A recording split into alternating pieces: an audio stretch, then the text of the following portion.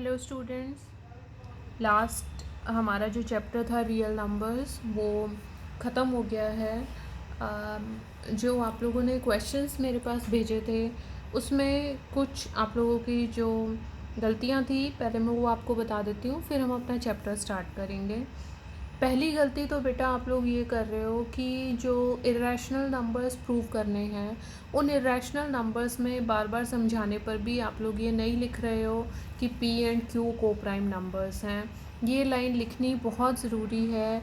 को prime numbers सिर्फ दो ही बच्चों ने लिखा था कि पी एंड क्यू या ए एंड पी जो भी आप लोग ले रहे हो वो को प्राइम नंबर्स हैं।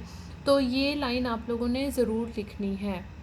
और स्टार्टिंग में आप लोगों को ये बताना है कि पी एंड क्यू इंटीजर्स हैं, कंट्राडिक्शन वर्ड, कॉन्ट्रेरी वर्ड, ये सारे वर्ड्स उस टाइम पे यूज़ करने हैं। और लैंग्वेज पार्ट को थोड़ा ध्यान से लिखो। आप लोग बीच के पार्ट तो कर रहे हो, ठीक कर रहे हो, लेकिन लैंग्वेज पार्ट आप लिख ही नहीं रहे हो कि क्यों वो इरेशनल आया या क्यों वो रैशनल नहीं आया। तो लैंग्वेज पार्ट को भी अच्छी तरीके से लर्न करके और आप लोगों ने पूरा लिखना है। कई बच्चों ने जो लास्ट वाले जो क्वेश्चंस थे कि 6+√2 या 7+5√2 इस तरीके के जो क्वेश्चंस थे उसमें सिर्फ सॉल्व तो कर दिया, लेकिन सॉल्व करने के बाद जो बाद वाली लाइंस थी वो तो लिखी ही नहीं, सीधा ये लिख दिया हैंस ये जो टर्म है ये एक इरेशनल नंबर है। ऐसा कुछ नहीं है। वो जो लाइनें हैं 4-5 वो हर एक में लिखोगे कि ये RHS वाली जो साइड है ये एक रैशनल नंबर है और LHS वाली जो साइड है वो एक इरेशनल नंबर है। और एक इरेशनल नंबर एक रैशनल नंबर के इक्वल कभी भी नहीं हो सकता। इसलिए ये जो हमारा कंट्राडिक्शन आता है यहाँ से, और जो हमने शुरुआत में जो हमने माना है वो गलत है। शुरू में आप ये लाइन ज़रूर लिखोगे, लेट अस अज्यूम कि ये एक रैशनल नंबर है। तो ये सारी बातें छोटी छोटी आप लोगों को ध्यान रखनी है। बीच का पार्ट तो आप ठीक कर देते हो। देखो क्वेश्चन बहुत इंपॉर्टेंट है, 3 मार्क्स में आना है, इसलिए कोशिश करो कि उसमें एक भी मिस्टेक ना हो। ठीक है, तो अब हम अपना चैप्टर स्टार्ट करते हैं और चैप्टर का नाम है पॉलिनोमियल्स। 9th क्लास में इसका जो इंट्रोडक्शन था वो हुआ था। तो पॉलिनोमियल्स हमारे सबसे पहली बात क्या होते हैं। पॉलिनोमियल्स हमारे अलजेब्राइक एक्सप्रेशंस होते हैं जिसमें ऑपरेशंस लगी हुई होती हैं। अब जो पॉलिनोमियल जो भी हमें दे रखा है उसमें जो वेरिएबल दे रखा है उसकी जो हाईएस्ट डिग्री होती है, पावर होती है, वही उस पॉलिनोमियल की पावर होती है। जैसे डिग्री ऑफ पॉलिनोमियल अगर मैं बात करूँ 4x+3, इसमें वेरिएबल है x, तो x की पावर है 1, तो इसकी डिग्री हो जाएगी 1। ये हमने 9th क्लास में किया था, तो इसलिए बहुत ज़्यादा एलेबोरेट मैं अभी यहाँ पर नहीं करूँगी। जहाँ पर जो वेरिएबल होता है अगर डिग्री उसकी 1 है, अगर उसकी पावर 1 है, मतलब हाईएस्ट जो पावर है वो 1 है, तो वो लीनियर पॉलिनोमियल कहलाता है। और उसका जो ग्राफ बनता है ना वो बिल्कुल स्ट्रेट लाइन बनता है। ग्राफ में जो आएगी वो एक स्ट्रेट लाइन आएगी, ऐसी आ सकती है, ऐसी आ सकती है, ऐसी आ सकती है, लेकिन आएगी स्ट्रेट लाइन। अगर मान लो हमारा जो पॉलिनोमियल है उसमें जो हाईएस्ट पावर है वो 2 है, तो उसको हम कहते हैं क्वाड्रेटिक पॉलिनोमियल, क्वाड्रेटिक पॉलिनोमियल बोलते हैं। तो इसका जो हमारा ग्राफ बनता है वो इस तरीके का बन जाएगा, वो ऐसा बन जाएगा। ठीक है, तो इस तरीके का कर्व, इस शेप का नाम होता है पैराबोला। तो जो हमारा क्वाड्रेटिक इक्वेशंस हैं उन क्वाड्रेटिक इक्वेशंस के जो ग्राफ बनेंगे वो इस तरीके के पैराबोलिक टाइप बनेंगे। उसके बाद बात करते हैं, अगर हाईएस्ट पावर जो है वो क्यूब है, 3 है, तो इसको हम बोलते हैं क्यूबिक इक्वेशन, क्यूबिक पॉलिनोमियल बोलेंगे। इक्वेशन की बात हम बाद में करेंगे, इसको बोलेंगे क्यूबिक पॉलिनोमियल। ठीक है, तो अब आगे जो हमारा वैल्यूज़ निकालने वाली जो चीज़ें थी वो भी हम 9th क्लास में डिस्कस कर चुके हैं।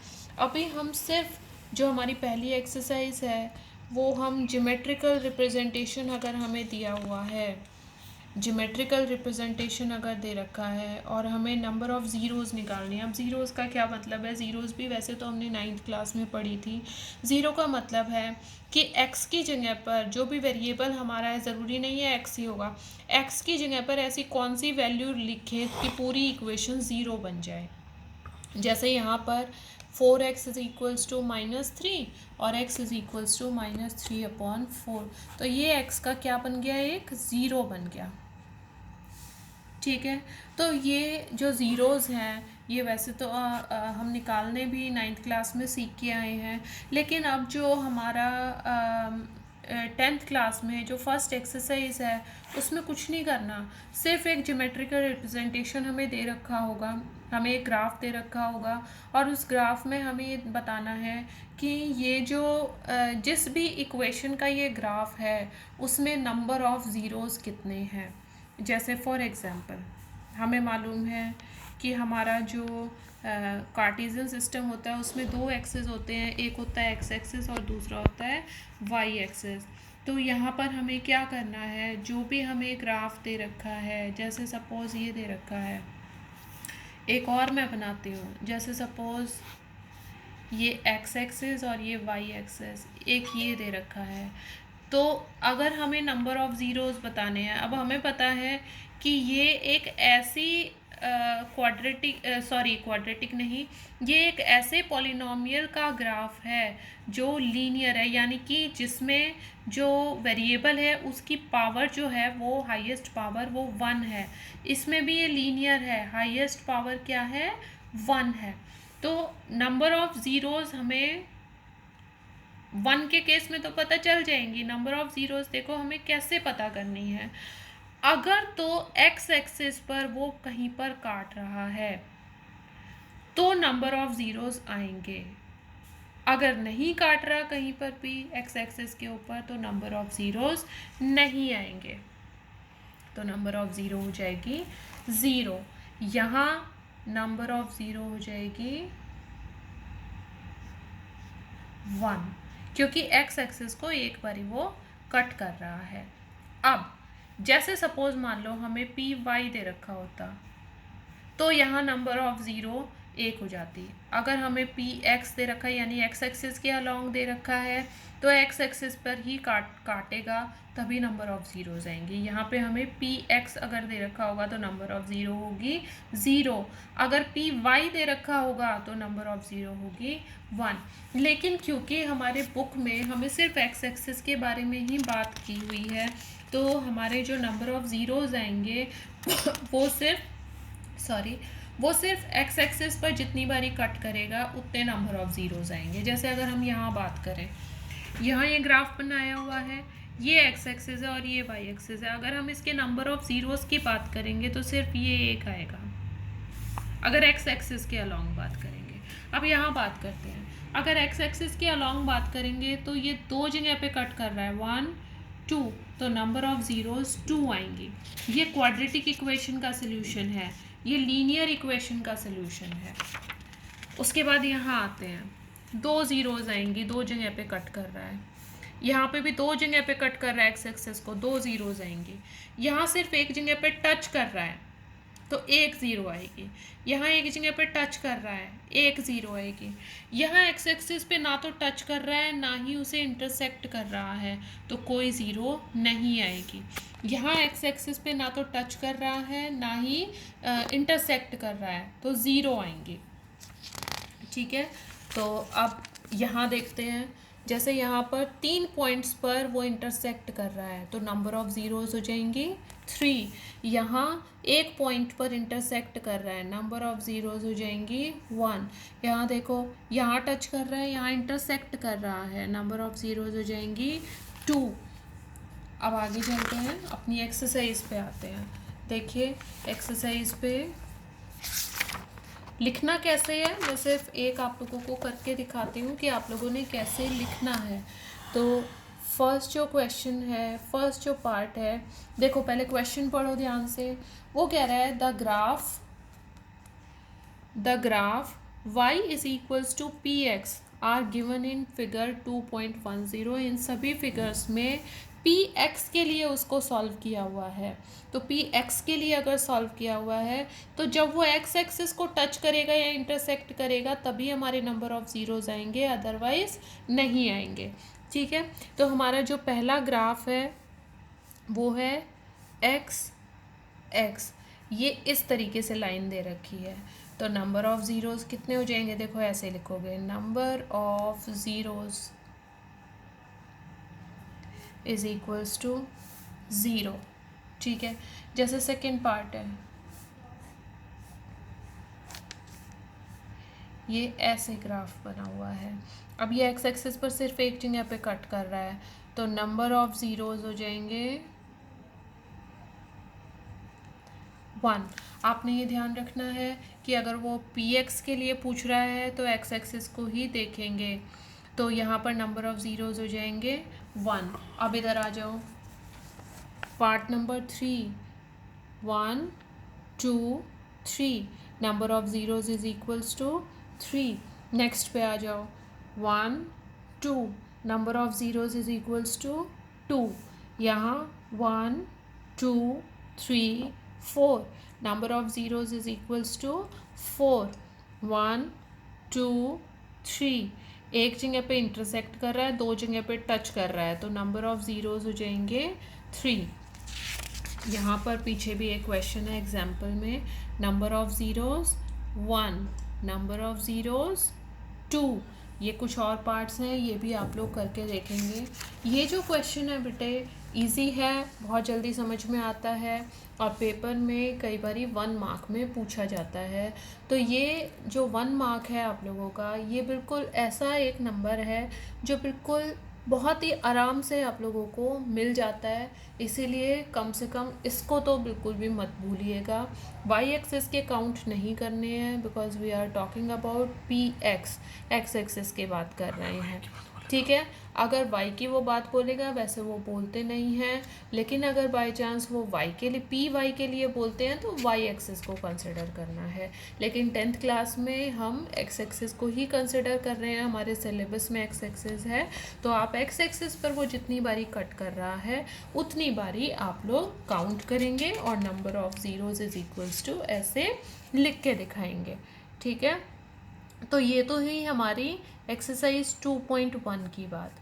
अब एक्सरसाइज 2.2 की बात करने से पहले मैं आप लोगों को क्वाड्रेटिक इक्वेशन जो हम पहले सीखी हुई है हम पहले उसकी बात करेंगे थोड़ी सी। क्वाड्रेटिक इक्वेशन जो हमारी होती है वो जो हाईएस्ट पावर होती है उसमें हाईएस्ट पावर उसमें होती है 2।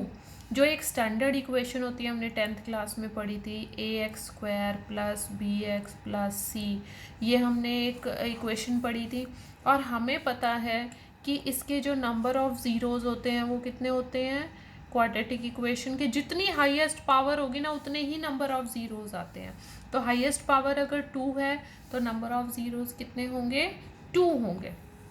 तो हम क्या देते हैं, देखो घबराने की कोई भी ज़रूरत नहीं है। जो अभी मैं वर्ड्स बोल रही हूँ, जिस तरीके से हम कै ख ग पढ़ते हैं, जिस तरीके से हम ABCD पढ़ते हैं, उसी तरीके से जो ग्रीक्स थे उन्होंने अपने जो अल्फ़ाबेट्स दिए थे वो यही दिए थे। और आप लोग साइंस में भी और भी कई जगह पर आप इन ग्रीक वर्ड्स को यूज़ करते हो। जैसे सर यूज़ करते हैं साइंस में, कहीं पर डेल्टा लगाते हैं या कहीं पर कोई और जब यूज़ करेंगे, जैसे नोटेशंस यूज़ करते हैं ना, v वेलोसिटी के लिए है, लैम्डा यूज़ करते हैं कई जगह पर। तो इसी तरीके से जो हमारे ग्रीक्स थे उन्होंने जब क्वाड्रेटिक इक्वेशंस के लिए सॉल्व करना शुरू किया तो उन्होंने अपने ही जो लेटर्स थे उन्होंने यूज़ किए।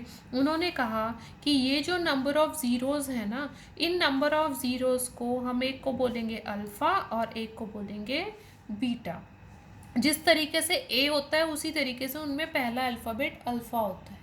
दूसरा अल्फ़ाबेट बीटा होता है। इस तरीके से चलते हैं उनके, अल्फ़ा, बीटा, गामा, डेल्टा, तो इस तरीके से उनके जो अल्फ़ाबेट्स हैं वो चलते हैं। तो ये जो दो ज़ीरोज़ थे उन्होंने कहा कि एक तो है अल्फ़ा और एक है बीटा, और अगर कोई क्यूबिक इक्वेशन होगी तो एक गामा आ जाएगा। गामा की बात लेकिन हम बाद में करेंगे, पहले हम अल्फ़ा बीटा की बात करेंगे, ठीक है।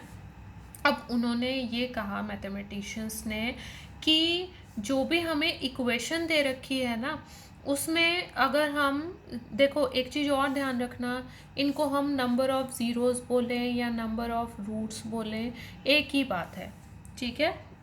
तो जो क्वाड्रेटिक इक्वेशन होगी उसके दो ही रूट होंगे, एक अल्फ़ा और एक बीटा। अब हम सम ऑफ़ रूट्स की अगर बात करें या सम ऑफ़ ज़ीरोज़ की अगर हम बात करें तो वो होगा अल्फ़ा प्लस बीटा, ठीक है। एक रूट ये और दूसरा रूट ये, और इसका हमारे पास फॉर्मूला होगा -b/a, ठीक है। ये वाली वैल्यू और ये वाली वैल्यू दोनों को डिवाइड करके आगे माइनस का साइन। उसके बाद प्रोडक्ट ऑफ ज़ीरोज़ की अगर हम बात करेंगे तो वो होगा अल्फ़ा बीटा, और उसका फॉर्मूला होगा c/a। ये c है, c को a से डिवाइड करना है। जैसे मैं एक इक्वेशन में आप लोगों को करके दिखाती हूँ, जैसे सपोज़ ये है equation 3x² minus 2x plus 1, तो ये हमारे पास इक्वेशन है। यहाँ पे अगर हम सम की बात करेंगे, सम ऑफ ज़ीरोज़ की बात करेंगे, यानी कि अल्फ़ा प्लस बीटा की अगर हम बात करेंगे तो -b/a, कंपेयर करो ये a की वैल्यू, ये b की वैल्यू, ये c की वैल्यू, तो ये हो जाएगा -2/3।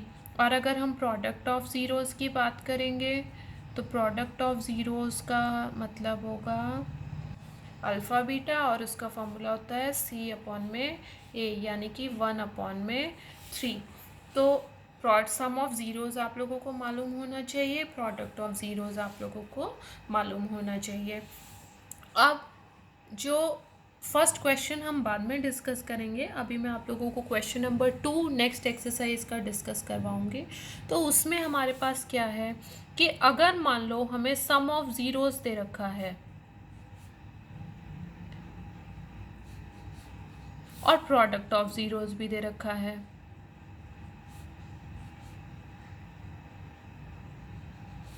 ये भी दिया हुआ है और ये भी दिया हुआ है, तो और अगर हमें क्वाड्रेटिक इक्वेशन बनानी है तो फॉर्मूला होता है x² minus sum of zeros into में x plus product of zeros.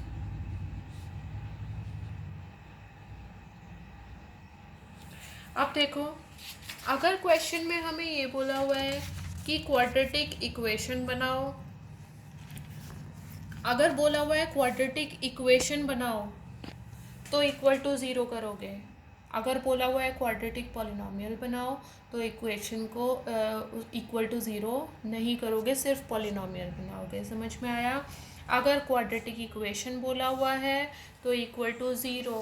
अगर क्वाड्रेटिक पॉलिनोमियल बोला हुआ है तो सिर्फ x² plus some of zeros क्या होते हैं, अल्फ़ा प्लस बीटा इंटू में x plus product of zero क्या होता है, अल्फ़ा बीटा।